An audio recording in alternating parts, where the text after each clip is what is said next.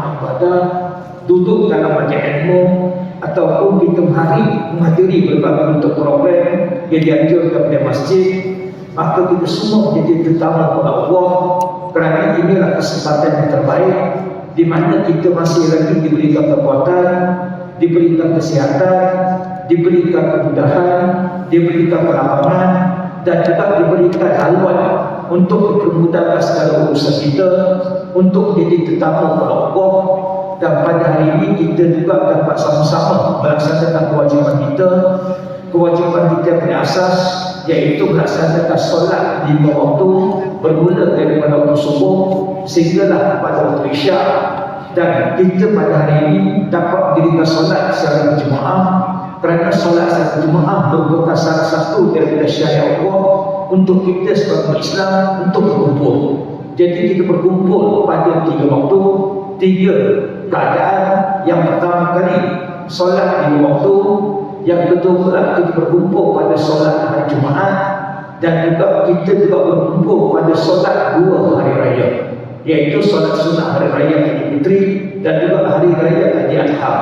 Dan tujuan kita mendirikan solat secara jemaah ataupun untuk kita sebagai Islam untuk berkumpul ialah untuk kita merapatkan silaturahim, memperkuat ukhuwah, di samping juga untuk persaudaraan di antara kita semua.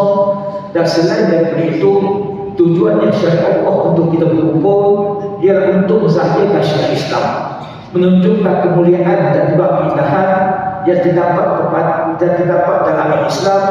Kerana apabila kita mendirikan solat secara jemaah, maka masyarakat, orang ramai, terutamanya sama ada yang beragama Islam ataupun yang bukan beragama Islam, mereka dapat melihat kebesaran yang ada pada agama Islam.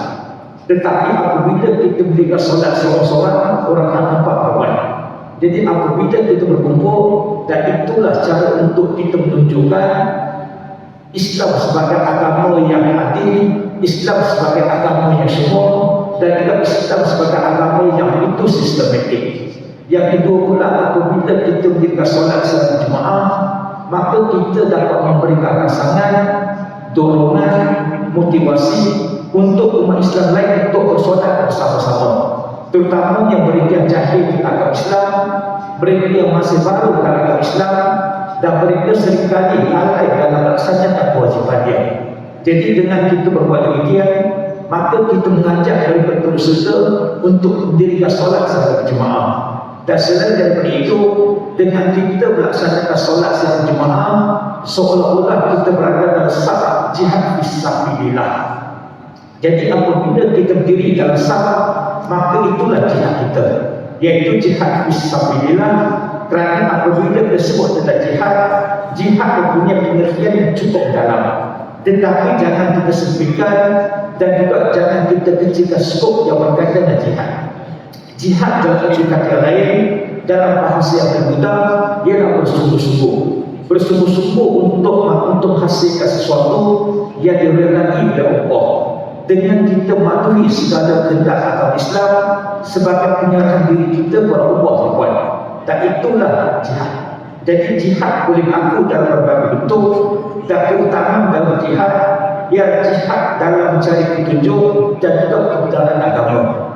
Jihad untuk kita menyebarkan agama Islam, jihad untuk kita menghadapi musuh, jihad kita untuk melawan nafsu, jihad kita untuk menuntut ilmu, jihad kita untuk bangkit rumah, jihad kita untuk menentang kemiskinan di peringkat 3, termasuk juga jihad kita untuk melawan kejahatan.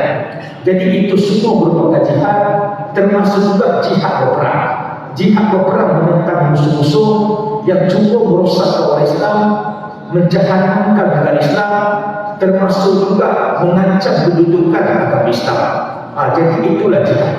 Jadi siapa-siapa yang berjihad, seandainya dia mati sewaktu berbuat demikian, maka dia mati syahid terbuat.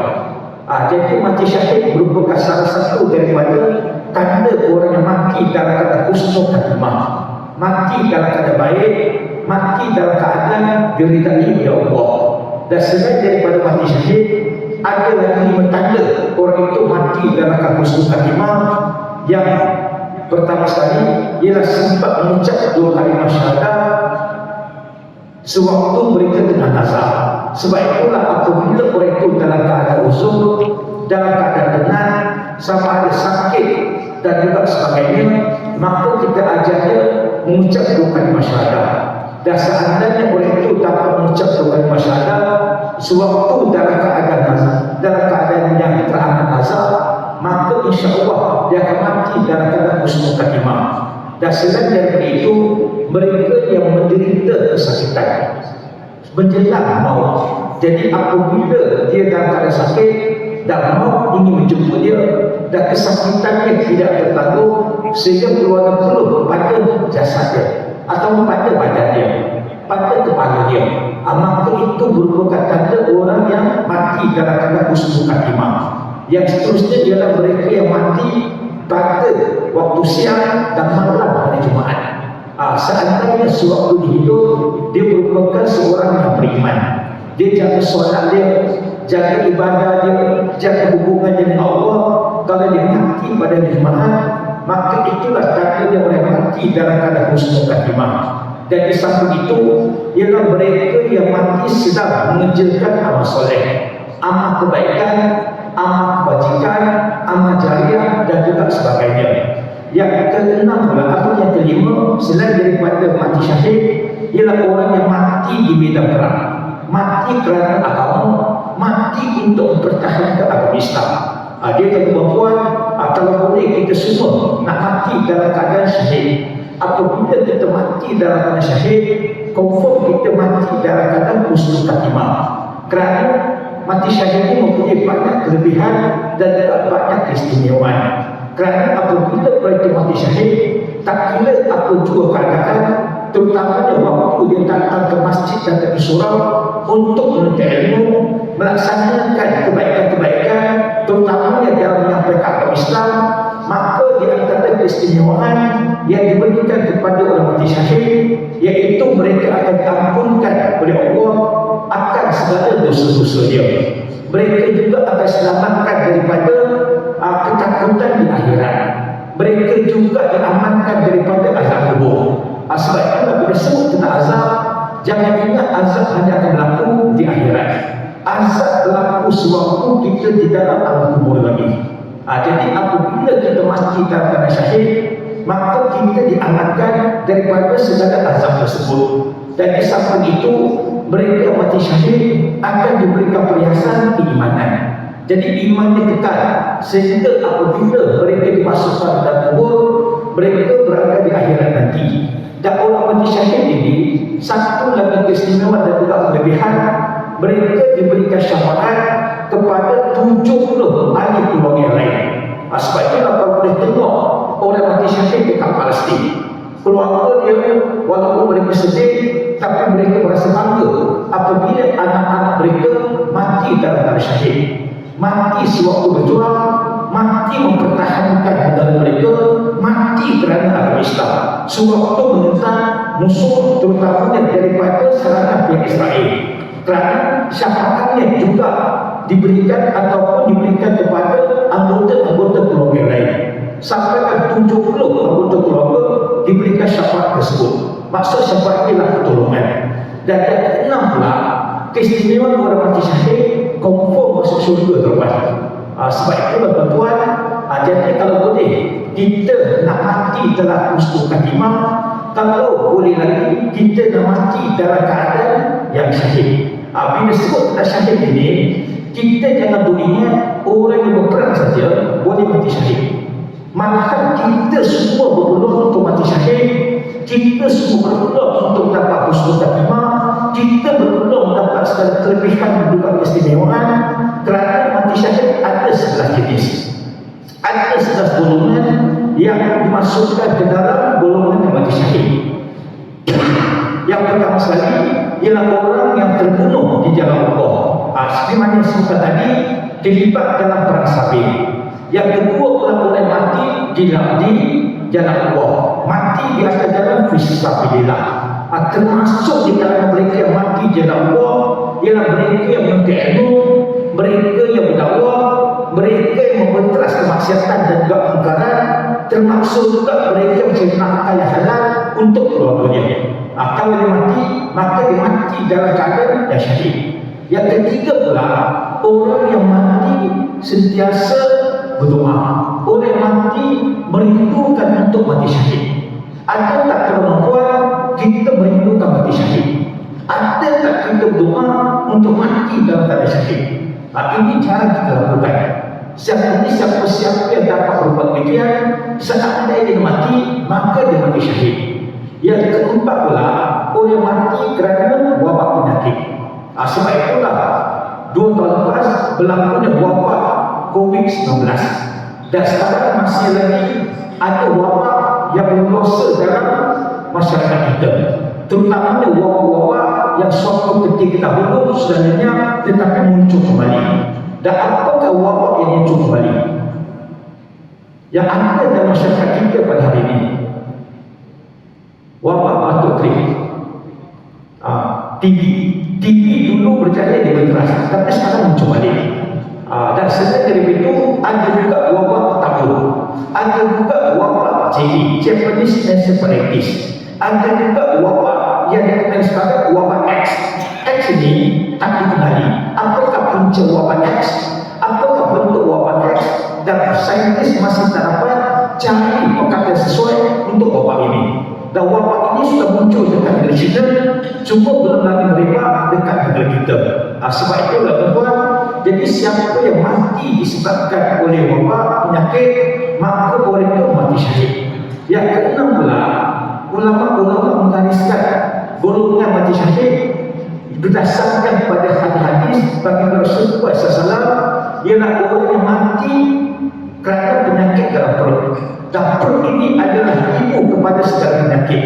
Jadi semua penyakit bersama dekat perut tuan, sama ada sakit jantung, sama ada kencing manis, darah tinggi dan juga sebagainya, semua berpunca daripada penyakit. Dengan kita tidak menafikan bahawa ada juga faktor-faktor sampingan lain. Contohnya tekanan, stres, pemakanan, gaya hidup yang tak sihat, tapi apa-apa pun punca utamanya daripada perut. Jadi siapa yang mati kerana penyakit dalam perut, maka orang itu mati dalam keadaan yang syahid. Termasuk juga mati tenggelam, mati lemas. Maksudnya ialah orang yang mati sewaktunya kapal yang tenggelam. Sebab orang dahulu mereka berlayar gunakan kapal, sama ada pergi haji, menuntut ilmu, termasuk juga berdakwah. Jadi apabila kapal itu tenggelam, maka orang itu mati syahid dengan tujuan niatnya ialah kerana upah. Niatnya bukan untuk melakukan perusakan kepada agama Islam.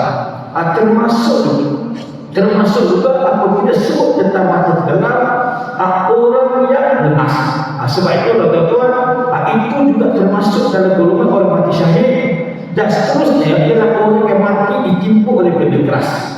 Contohnya pokok yang tumbang, tanah runtuh, bangunan roboh, gempa bumi, kecelakaan sewaktu di tempat kerja, kren tumbang, termasuk juga ditimpa oleh pesawat. Dan pada tahun lepas ada satu pesawat ini jatuh dekat Subang, dekat bandar apa tuan? Dekat bandar Almina. Bayangkan benda itu kalau kita fikir memang jangan berlaku, tapi dia berlaku tuan. Dan pesawat itu jatuh pula, menimpa pula seorang penunggang motosikal, timpa pula sebab kereta. Maka mereka mati disebabkan oleh ditimpa oleh benda keras. Maka mereka itu mati syahid dengan syarat mereka jaga keimanan dia sewaktu mereka masih hidup.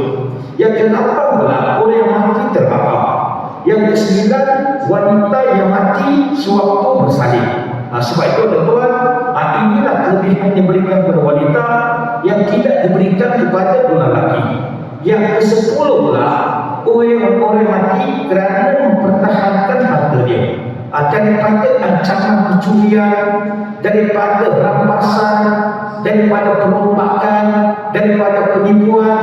Yang ke-11 pula orang mati kerana membela agama dan menaruh keluarga dia. Sekiranya dia dapat melakukan kerana agama Islam, untuk jaga keluarga dia, untuk pastikan akidah keluarga sentiasa dalam keadaan terpelihara, maka dia mati dalam keadaan syahid. Cuma apabila kita sebut tentang mati syahid ada tiga. Yang pertama sekali, orang yang mati syahid dapat dunia, dapat akhirat. Yang kedua pula, orang mati syahid dapat dunia saja. Yang ketiga pula, orang mati syahid dapat akhirat. Jadi siapa golongan yang mati syahid dapat dunia, dapat akhirat, mereka itu tidak perlu dimatikan, mereka tidak dikafatkan, dan mereka juga tidak disembahyangkan. Sebab itulah orang yang mati syahid dapat dunia, dapat akhirat ini, kita tengok mayat dia. Kadang-kadang jasadnya berwarna, kadang-kadang mereka mati dalam keadaan tersenyum. Yang dapat kita tengok kepada banyak mayat-mayat yang ditemui dekat Palestin. Budak-budak mati walaupun berlumuran dengan darah, tapi mukanya dalam keadaan tersenyum. Dan ada pula yang berwarna, terutamanya kepada pejuang-pejuang mujahidin yang suatu waktu dahulu berjuang dekat Palestin lawan dengan Rusia, untuk mempertahankan penjajahan oleh pihak komunis ke atas negara mereka. Dia berhubungan. Yang kedua pula, orang yang mati syahid dapat dunia. Ini juga golongan yang mati kerana perang sabit, sama dengan yang pertama. Cuma golongan ini, dia mati di jalan luar ni, mereka ini tujuannya ialah atas kepentingan tertentu. Contohnya orang itu berjuang, berperang untuk dapatkan pangkat, untuk dapatkan jawatan, untuk dapatkan kedudukan, untuk dapatkan kekuasaan, untuk dapatkan harta dan kuasa, untuk juga dapatkan kepentingan dunia lain. Maka golongan ini dia mati syahid dapat dunia saja, tetap mati syahid, tapi tak dapat akhirat. Yang golongan ketiga pula, mati syahid dapat akhirat. Dan golongan inilah yang mati selain daripada di medan perang, yang disebutkan tadi, mati kerana wabak penyakit, mati kerana tenggelam, mati kerana terbakar, mati ditimpa oleh benda keras dan juga sebagainya. Jadi tuan-tuan, jadi kalau boleh kita semua mesti mempunyai cita-cita untuk mati dalam keadaan syahid. Bila kita mempunyai cita-cita tersebut, dan seandainya kita mati dalam keadaan syahid, maka kita akan mati dalam keadaan husnul khatimah. Dan kalau kita tak mati syahid pun, usahakan juga kita mati dalam keadaan husnul khatimah. Pastikan kita sekali-kali jangan mati dalam keadaan kufur. Bila sebut tentang kufur ni, maksud dari kufur ni tidak beriman. Jangan mati dalam keadaan tidak beriman. Jangan mati dengan kita tidak diredai oleh Allah. Jangan mati kita ni dalam keadaan terkeluar daripada apa yang dihariskan dalam agama Islam. Dan saya sempat catatkan kat sini, kalau mati syahid ada 8, kalau ada 11, kalau orang yang mati dalam keadaan husnul khatimah ada 6. Tetapi orang yang mati dalam keadaan kufur ni, sempat saya catatkan ada banyak lagi, yang lebih 50. Nampaknya ramai yang mudah untuk mati dalam keadaan yang kufur. Di antara orang yang mati dalam kufur ni, yang pertama sekali mensyirikkan Allah, menduakan Allah, sembah selain daripada Allah. Yang kedua pula, orang yang membunuh dengan sengaja. Contohnya dia bunuh orang kafir, minta maaf lah. Bila sebut tentang orang kafir ini, kita tu nak bunuh dia, kita tu benci dia. Sedangkan orang kafir ini sepatutnya kita dekati. Kalau kita menjauhkan diri kita dari orang kafir, macam mana kita nak berdakwah pada dia? Sebab itulah ada orang kafir ini, barulah kita dapat melaksanakan tugas kami yang benar-benar selesai untuk berdakwah kepada mereka, untuk menyatakan Islam dan juga sebagainya. Bila disebut tentang orang kafir ini, jadi kita kena faham Islam ini merupakan agama yang bersifat sejagat. Islam itu universal. Islam diturunkan untuk seluruh manusia. Sebab itulah kita boleh jumpa Islam di mana-mana saja. Dan saya baru bawa 24 orang imam dan negeri Cina. Mereka baru saja balik semula ke negeri Cina. Kami bawa mereka datang ke sini selama 2 minggu. Ini merupakan kali ketiga kami bawa imam-imam daripada negeri China. Dan 24 orang imam ini, 13 wanita, 11 lelaki. Dan mungkin ada di antara kita bertanya, kenapa pula wanita? Sebab dekat negeri China itu ada 2 masjid yang dikhususkan untuk wanita. Di Malaysia tak ada lagi tempat, tapi dekat China ada. Jadi masjid itu hanya untuk wanita, wanita jadi imam. Dan termasuk juga yang datang dari rombongan tersebut ialah imam-imam wanita yang mengajar di madrasah. Mereka mengajar bahasa Arab. Sebab itu 24 orang imam yang kita bawa ni boleh cakap bahasa Arab dengan pasir terbaik. Bila bercakap dengan mereka, kita rasa kita pula nak kawan. Sebab itu tuan-tuan, dan kita bawa mereka datang untuk berdakwah kepada masyarakat Cina, berdakwah kepada masyarakat non-Muslim, berdakwah kepada golongan-golongan lain, termasuk juga untuk membuka mata orang-orang Islam di Malaysia bahawa Islam ada dekat negeri China. Maknanya Islam sudah tahu bertakap dekat negeri China dan mereka sudah begitu bersemati dengan agama Islam, sehingga agama Islam sudah menjadi darah daging mereka sejak kecil lagi. Sebab datuk nenek mereka beragama Islam, keturunan Islam, moyang Islam, seluruhnya beragama Islam. Dia tuan-tuan cuma sangat sempat bawa mereka datang ke masjid ini, tapi sempatlah bawa ke beberapa surau dan juga beberapa masjid yang ada dekat sekitar Kuala Lumpur dan juga di Selangor untuk diperkenalkan kepada umat Islam. Jadi tuan-tuan, jadi bila sebut tentang orang kafir ini, jangan kita musuhi mereka. Kalau boleh kita usaha untuk mendekati mereka. Sebab Islam merupakan agama yang toleransi. Islam merupakan agama yang boleh berkompromi, tetapi dalam hal-hal yang tidak melibatkan akidah, tapi dalam perkara yang berkaitan dengan furuk. Salah satu bukti Islam yang toleransi ialah bila sebut tentang Islam ni, iaitu haram. Bila sebut tentang hukum haram pada Islam ni, haram pun dia ada dua. Satu haram yang bersifat seterwaktu, satu lagi haram yang bersifat tetap buat selama-lamanya. Nah, contohnya haram yang bersifat seterwaktu ni ialah boleh atau tidak perempuan kita berkahwin dengan orang kafir. Boleh ke tak boleh? Boleh ke tak boleh? Tak boleh. Tetapi tak boleh itu pun maksud dia pengharaman itu bersifat semua waktu, sehingga orang kafir, orang Islam mengucapkan kalimat syahadat. Boleh faham? Sama juga wanita dalam keadaan iddah. Jadi selagi mana iddahnya tak habis, maka diharamkan untuk kita berkahwin dengan wanita tersebut. Wanita itu juga tak boleh berkahwin. Itu pengharaman bersifat sementara waktu. Dan satu lagi, lelaki yang sudah mempunyai 4 orang isteri diharamkan untuk menikah lagi. Tetapi pengharaman itu bersifat sementara waktu saja. Sehinggalah lelaki itu salah seorang dari isterinya diceraikan ataupun meninggal dunia, maka dia boleh menikah lagi. Sebab itulah disebut tentang haram, ada haram buat kekal selama-lamanya. Itu tidak ada kompromi, tak boleh kita tu langsung. Di antara pengharaman yang kekal buat selama-lamanya ialah kawan sesama jenis, kawan sesama jantanah, lelaki kawin lelaki, perempuan dan perempuan, itu diharamkan buat selama-lamanya. Tak ada konsep darurat, tak ada toleransi dalam perkara ini. Sebab itulah tuan, jadi kalau boleh ni kita jangan sekali-kali bunuh mereka. Kalau tak, kita berkata dengan mereka. Sebab itulah membunuh dengan sengaja ni tanpa ada sebab, tanpa sebarang alasan yang munasabah, maka orang itu kalau mati dalam keadaan kufur. Sebab termasuk juga orang yang bunuh diri. Sebab itulah bunuh diri diharamkan Islam. Yang ketiga pula, orang yang melakukan sihir.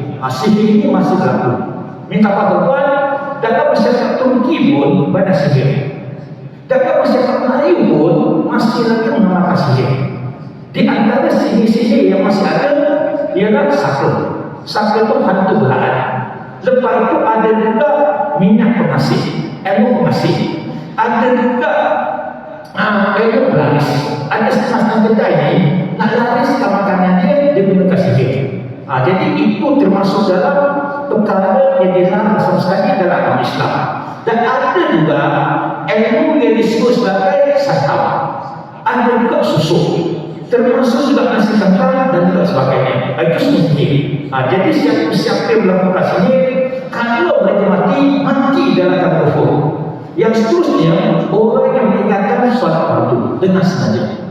Jadi tinggalkan sholat, kalau kita tidak melaksanakan kewajiban kita dan persoalan yang berkaitan ibadah yang diperlukan untuk kita melaksanakannya, kalau kita mati dalam keadaan kufur.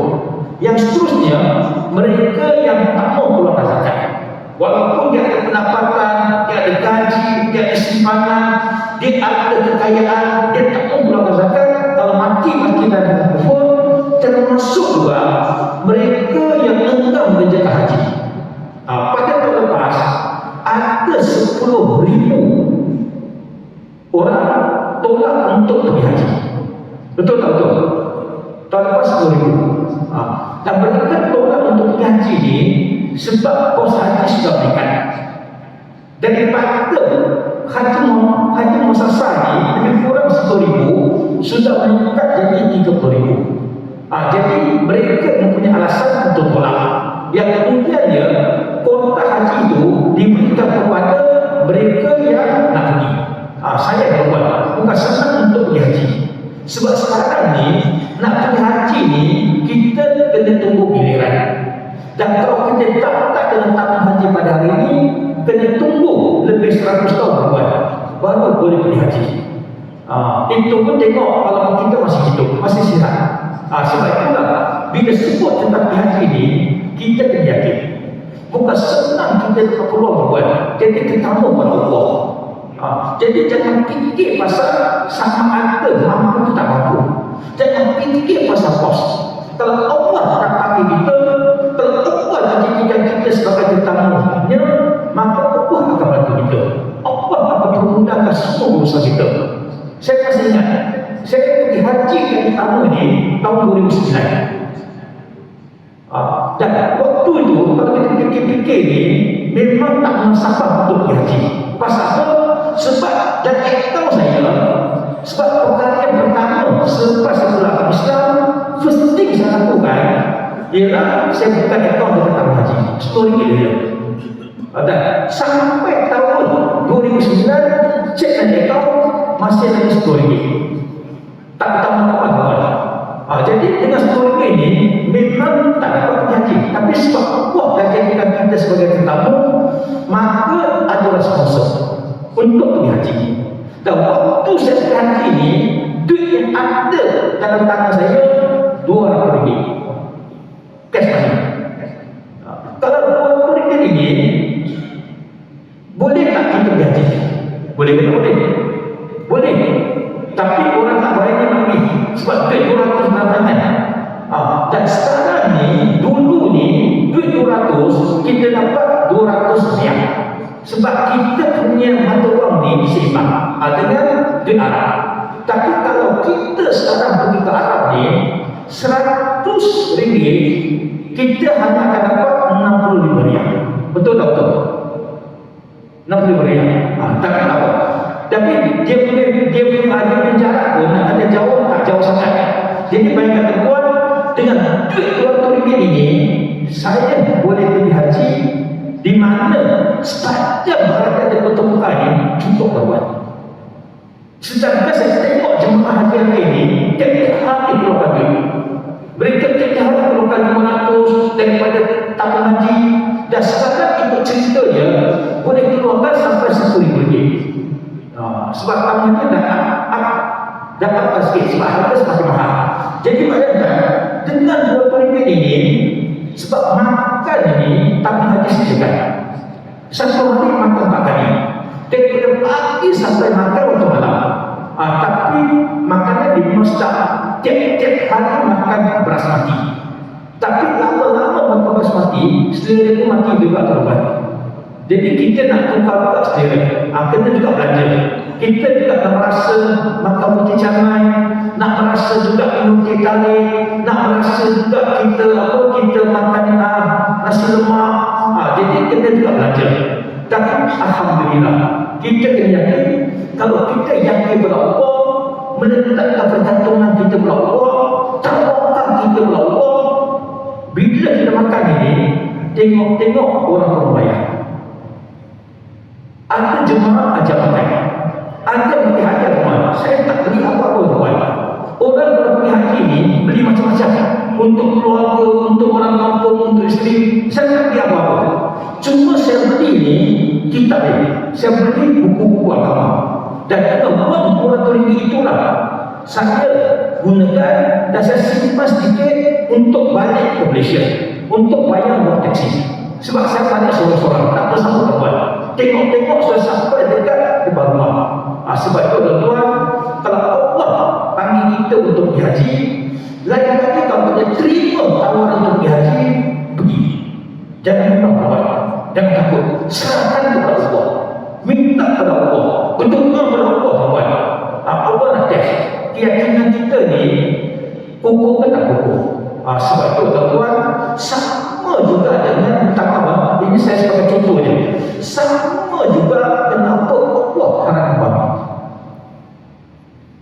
Sebab saya berfikir, saya biasa berdakwah kepada masyarakat Cina. Biasa jumpa orang Cina. Orang Cina tu kata Islam itu baik. Rata-rata dia kata Islam itu baik, Islam itu cantik, Islam itu indah, Islam itu bersih. Tapi pasal apa mereka tak mau masuk Islam? Apa sebabnya? Salah satu sebab dia yang jangan kita sebut, yang jangan kita katakan, ialah sebab orang Cina ni susah nak tinggalkan makan babi. Sebab babi itu sedap. Jangan pula pergi makan. Ustaz-ustaz lain tak boleh cerita. Sebab mereka tak pernah makan bawah. Saya pernah makan. Saya boleh cerita rasa dia, tekstur dia, bau dia, macam mana dia dalam kekenyalan dia, saya boleh cerita. Ini ada contohnya. Memang sedap. Sebab itulah Allah harapkan babi. Walaupun kita gunakan hujah, ramai gunakan hujah saintifik, gunakan hujah perubatan. Dia kata babi ni dalam dia ada satu jenis cacipita. Dan semua daging binatang ni, termasuk banyak manusia, ada cacipita. Tetapi cacipita yang ada pada babi ni, dia tak boleh mati. Walaupun kita goreng, kita bakar, kita masak, kita rebus, dia akan hidup. Dan cacipita dia sangat berbahaya. Memang terhenti dari segi perubatan. Yang kedua pula, kita sekali gunakan hujah bahawa babi itu dia menjadi saran kepada pembiakan penyakit. Banyak bakteri ni ada dalam pada babi. Dan sebab itulah bila nyamuk gigit pada babi, dia pindah kepada manusia. Dan salah satu daripada penyakit itu yang pernah disebabkan oleh babi ialah Japanese encephalitis, JE. JE yang pernah berlaku dekat Bukit Pelanuk di Negeri Sembilan. Ingat? Kita ingatkan Bukit Pelanuk itu banyak pelanuk, rupa-rupanya banyak babi. Dan kawasan itu menjadi tempat pertenakan babi yang bukan sahaja paling besar dekat Malaysia, tapi paling besar dekat Asia Tenggara. Dan saya pernah pergi ke Bukit Pelanuk. Cuma di luar itu kampung lain. Di dalamnya orang Cina dia hidup. Dan mereka kena bawa JE ini sampai hari ini tak boleh. Jadi zombie hidup, main hidup kawan. Sebab dia sekarang tak rosak, badan semua tak berfungsi. Itu bahaya dia. Sebab itulah tapi ke sana nak hapuskan penyakit ini dibakar semua. Kena bakar, bunuh semua, bukan bunuh, bakar semua. Dia kena puan. Sebab itulah bila kita gunakan hujah ini, orang Cina tidak wajib. Dia kata mereka makan tapi sihat, umur panjang, tak ada apa-apa berlaku. Sebab itu tuan-tuan, sebenarnya Allah harapkan pagi ini ada sebab dia. Sebab dia ialah untuk menguji kita patuh ke tak patuh berbuat. Nak uji kita. Siapa kalau kita patuh kepada Allah, kita tidak persoalkan. Kalau Allah suruh jangan buat, jangan buat. Kalau Allah haramkan benda itu, mesti ada sebabnya. Sebab itu tuan-tuan, sebab orang Cina ni dia jarang makan daging lain. Dia untuk makan babi sebab babi dah sedap bagi dia. Mak saya meninggal 2 tahun lepas, umurnya 90 tahun. Dan sampai meninggal ni, mak saya tak pernah makan daging lain. Dia tak pernah makan lembu, dia tak pernah makan kambing. Jadi dia rasa daging itu saja. Bersama juga dengan orang Cina lain. Sebab itu tuan-tuan, sebenarnya ada daging yang lebih sedap daripada daging babi. Lembu pun sebenarnya lebih sedap daripada daging babi. Cuma orang Cina jarang makan lembu, ada langsung dia makan. Dan lembu ni bukan lembu Malaysia. Ada lembu ni yang daging dia memang mereka kena untuk kita makan. Dan daging dia memang sedap. Sebab itulah ada kedai-kedai makan ini, dia jual daging stik. Stik lembu ni dengan harga RM1,000 kawan. Pernah makan? Saya pun tak pernah makan kawan, mahal sangat. Dan stik itu dengan cerita dia, kalau kita makan ini, dia cair dalam punya lembut dia, punya sedap dia, punya halus dia. Sebab daging lembu tu mereka ambil daripada Australia, daripada New Zealand. Di mana mereka bukan saja ambil daging lembu ni, tapi mereka beli lembu seekor-seekor dan bawa datang ke Malaysia ni, letaklah dalam bilik berwarna ini. Bilik dia ada aircon sebab dia memang tenang untuk dapatkan daging dia. Itu memang sedap. Lepas tu dia sebelum fresh ni, lepas tu disajikan. Dan sebenarnya kambing lebih sedap. Tapi kambing bukan saja alat itu sedap, kambing dengan Cina lebih sedap kawan. Ada tak siapa-siapa pernah pergi Cina? Pernah ke tak pernah? Tak pernah? Lupa Cina? Yang paling dekat kubu Cina kawan. Nak dekat lagi, beli barang made in China. Kita guna lagi dekat. Saya biasa pergi China. Banyak tempat saya pergi. Saya pernah pergi Beijing, Wuxi, Suzhou, Hangzhou, Shanghai, Shenzhen, Guangzhou, Pulau Hainan, Hong Kong dan sebagainya. Dan kalau kita ke China ni, Masya Allah, dia punya kambing dia memang tak bercadang. Ada seorang kawan saya, Dr. Zai. Dr. Zai ni, dia dapat PhD dalam bahasa Arab dekat Kuwait. Dia mengajar dekat UAE. Cuma dia tak bersalah. Dan UAE ni, dia walaupun dia tak bersalah, dia tak ada benci. Sebab UAE ni, dia bukan universiti awam. Dia universiti swasta. Dia ditakdir oleh sebuah syarikat. Sebab itulah ketua UAE ni, dia tak pakai dengan chancellor. Dia panggil presiden. Jadi dia berkhidmat lebih 30 tahun, dia tak bersalah wajib, dia cuma dapat ganjaran. Selain daripada KWST, dia dapat ganjaran lebih 1 juta lebih. Tapi daripada urus tajuk, dia ada beli rumah, dia buat homestay, dia beli tanah dan sebagainya. Dan ini jenis yang tak bazir, cuma dia suka jalan. Dan dia sekarang ni tengah belajar bahasa Rusia. Sebelum itu dia belajar bahasa Mandarin. Dan dia beritahu bahasanya, dia pergi ke China, dia pergi ke Xi'an.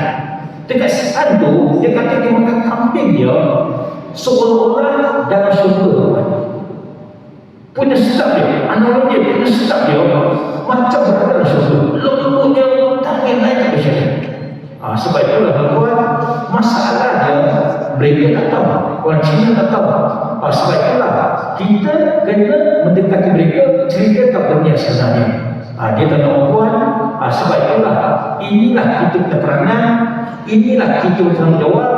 Jadi selain daripada itu, pastikan bahawa kita jangan pertikaikan. Kita kena yakin dengan Allah, kita kena meletakkan seluruh perkataan kita kepada Allah. Jangan kita menolak apa saja perintah yang datang dari Allah. Kalau kita yakin, insya-Allah Allah selesaikan masalah kita. Allah permudahkan, Allah bereskan segala bentuk persoalan, kesulitan yang kita hadapi. Dia tuan, jadi ada banyak lagi lah yang kalau saya nak sebut satu persatu ni, memang tak cukup masa ada lebih 50 ni. Tapi tak apalah, sekurang-kurangnya kita tahu bahawa inilah situasi-situasi yang menyebabkan kita mati dalam keadaan kufur. Kalau boleh kita tak mau mati dalam keadaan kufur, hindarkan diri kita mati dalam kufur. Kita nak mati dalam keadaan husnul khatimah. Dan kalau kita tak mati dalam husnul khatimah, pastikan kita jangan mati dalam keadaan kufur. Dapat ke dapat? Pada alhamdulillah. Jadi tuan-tuan, dan sekarang ini masih pun tahun baru Cina. Hari ini hari yang keberapa? Hari yang keberapa? Hari yang ketiga. Sebab itulah batuk-batuk sikit. Sebab tahun baru Cina biasanya orang batuk. Pasal apa dia batuk? Sebab makan buah limau mandarin banyak. Dan limau mandarin ini betul dia. Bagi siapa-siapa makan limau mandarin ini, pastikan jangan buang urat dia. Jangan buang serat dia. Makan sekali dengan urat dia. Sebab itulah penawar. Itulah ubat kepada batuk. Dia disebabkan oleh makan buah itu terlalu banyak. Jadi saya tengok selalu ni orang buang urat dia. Dia buang serat dia. Jangan. Kalau boleh makan sekali. Sama juga dengan buah durian. Dia punya penawar dia pada kulit dia. Yang kita tuang air pada kulit dia, lepas tu kita minum. Jadi semua benda itu ada penawar dia. Oleh kerana kita masih berada pada sebutan awal Cina, jadi ambil kesempatan ini ziarah kawan-kawan kita daripada kalangan non-Muslim, terutama orang Cina. Ziarah dia jangan takut. Awal Cina ni dia bukan sambutan agama, dia cuma sambutan budaya, sambutan tradisi, sambutan yang disambut oleh orang Cina pada setiap kali datangnya tahun baru mengikut kalender orang Cina. Sebab semua orang ada kalender. Islam ada kalender. Orang Jawa pun ada kalender. Dan kalender yang kita guna pakai ni kalender barat. Jadi itu juga kalender orang Cina. Jadi mereka sambut bersempena dengan perayaan musim dan juga kedatangan musim menuai. Sebab itu tuan-tuan, cuma bila sebut tentang tahun Cina ni, ada benda yang kita boleh buat, ada benda yang kita tak boleh buat. Itu kita kena jaga sikit. Contohnya mercun. Kan orang Cina suka bakar mercun. Dan sekarang bukan saja orang Cina bakar mercun, India lagi buat mercun ni. Sekarang ni, saya tengok di Kuala lagi hebat. Dan orang lain pun biasa bakar mercun. Jadi orang kenapa orang Cina bakar mercun? Tahu kan tak? Memang nak untuk bagi suasana meriah, bagi ceria, bagi supaya benda itu bergembira dan sebagainya. Tapi sebenarnya orang Cina bakal muncul warna merah. Kalau firecrackers lain, dia kalau muncul lain tak apa.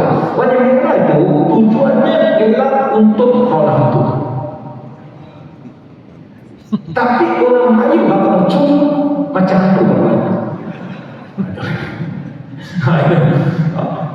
Jadi bila sebut terlucu ini, kalau kita bakar, pastikan dia tidak melibatkan sebarang bentuk pemujaan dan juga penyembahan.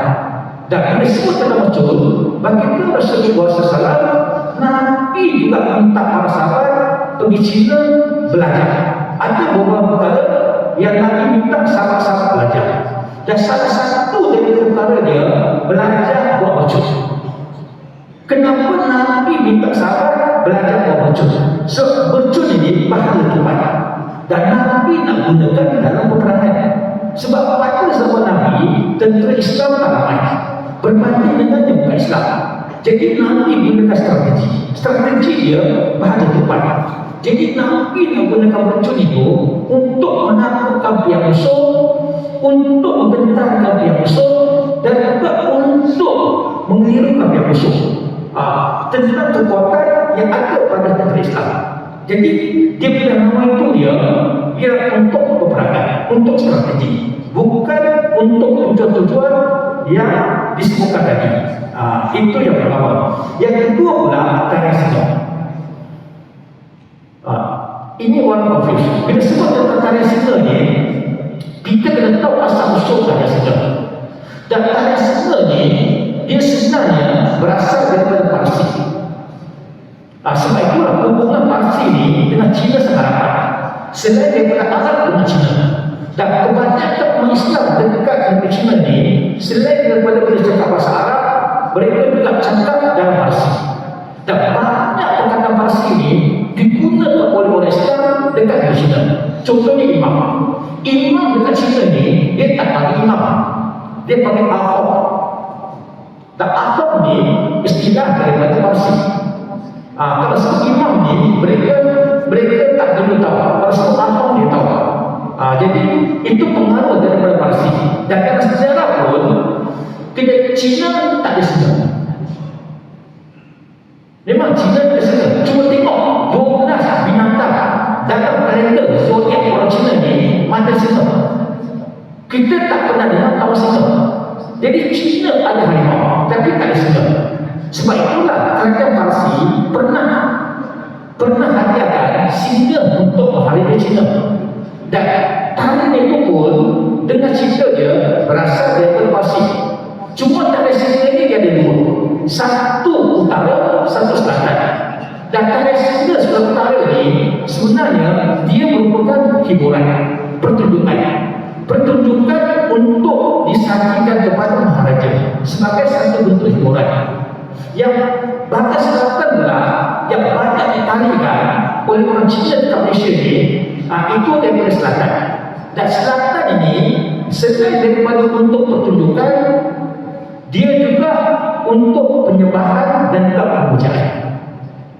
Sebab itulah kalau tarian singa itu melibatkan pemujaan dengan penyembahan itu, jangan terlibat. Tapi kalau untuk pertunjukan tak ada masalah. Contohnya akrobatik yang kita tengok dalam Facebook dan media ni, banyak yang melompat menari di akrobatik itu tak tahu. Itu untuk pertunjukan. Jadi kita kena bezakan antara pertunjukan dengan penyembahan. Persembahan boleh, tapi penyembahan tak boleh. Sebab itulah benda-benda itu kita kena jaga. Dan satu lagi, angpau. Angpau tak ada masalah. Kalau orang Cina bagi angpau, bagi. Kalau perempuan tak mau, bagi saya. Angpau tak ada masalah. Angpau itu cuma sebutannya. Itu sebutan orang Cina. Ang itu merah, pau itu sampo ada merah. Jadi tujuannya kita bagi kata-kata, kita sedekahkan kepada tetamu, kita menggembirakan mereka, kita berkongsi rezeki dengan mereka, itu sesuatu yang baik. Dan satu lagi, ialah kuih bakul. Boleh ke tak boleh kita makan kuih bakul? Tak ada masalah. Kuih bakul ni ramuannya dua saja, tepung beras keluar dengan gula. Jadi kacau sampai cair, masukkan kacau aluminium yang biasa dilapis dengan daun pisang. Tapi orang Cina sangat lapis dengan plastik. Kemudian dikukus sampai dia belajar. Dia sama macam duduk. Cuma duduk ni dia tambah satu lagi, tepung beras keluar, gula dengan santan kelapa. Orang Cina tak letak santan, tapi rasanya lebih kurang macam duduk. Jadi itu tak ada masalah. Sebab itulah tuan, jadi termasuk juga kita takut nak pergi rumah Cina. Sebab takut dia boleh anjing tuan. Sebab itulah tentang persoalan ini kita kena belajar. Kita mesti ada ilmu fiqh. Kita mesti tahu tentang najis. Memang kita belajar najis. Dia ada najis mukhalafah, najis yang berat, ada najis mutawasitah, najis pertengahan, ada juga najis mukafafah, najis ringan. Tapi kena ingat, ada juga najis yang dimaafkan. Ada juga najis yang kita nampak, najis yang kita tak nampak. Contohnya, saya kita solat kita Mekah. Kalau kita solat kita Masjid Haram, tak kira musim haji, waktu umrah, ziarah, dipaksa setiap kali datangnya solat Jumaat, masih belum. Dan kalau kita boleh lambat sikit, kita dah tak ada masuk. Terpaksa solat akan jalan, bukan dekat masjid, jauh 1-2 kilometer daripada masjid. Dan biasa kita orang Malaysia ni, kalau kita tahu kita akan solat akan jalan raya, kita bawa sejarah, kita bawa kain api, kita bawa syurtawah. Tapi saya tengok orang-orang Arab ni, mereka tak latih apa-apa. Dia solat atas jalan raya.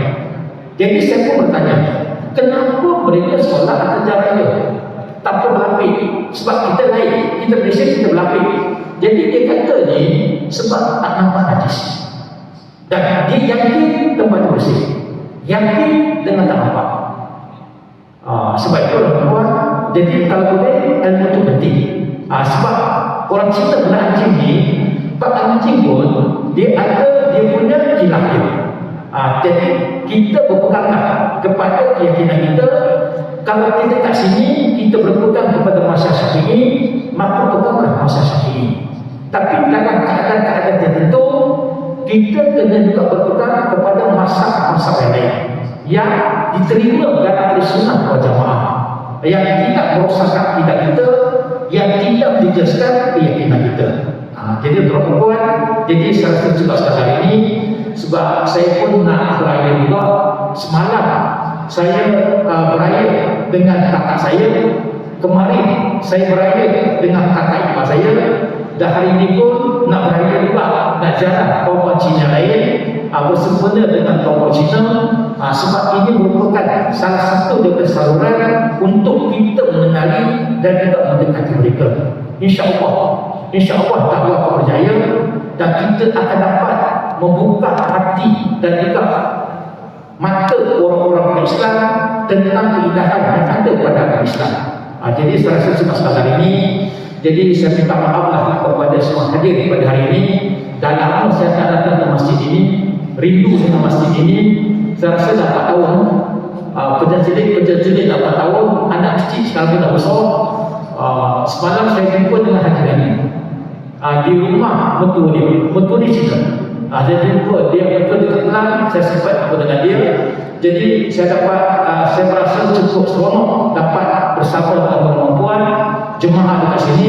Jadi kalau ada salah dan ada silap, semua itu tidak disengajakan dan semua itu mencerminkan kekurangan dan juga kelemahan yang ada pada diri saya sebagai seorang hamba Allah, sebagai seorang saudara baru dan juga saudara muslim, dan juga sebagai seorang manusia biasa. Maka saya akhiri dengan Assalamualaikum warahmatullahi wabarakatuh. Takbir. Allahu Akbar.